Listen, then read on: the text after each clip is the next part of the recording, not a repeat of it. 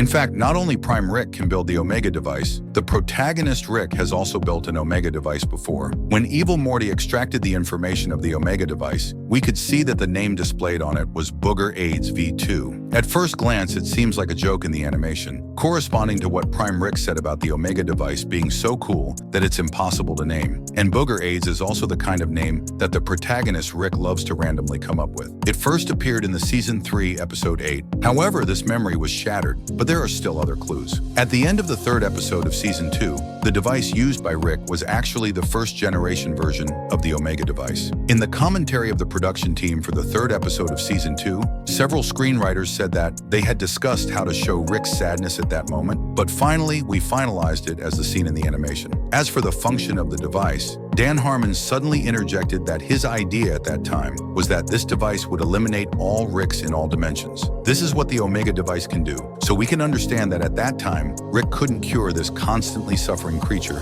and this creature was in the same situation in every dimension. But Rick wanted to save the tragic fates of all such creatures, so he created this first-generation Omega device. However, the Omega device can only be fired once. It's just that the protagonist, Rick, found a second crystal. So why did the protagonist, Rick, seem not to recognize Prime Rick's Omega device when he saw it? This brings us to the shattered memory. That memory was likely about this device, so Rick didn't recognize it in the 5th episode of Season 7.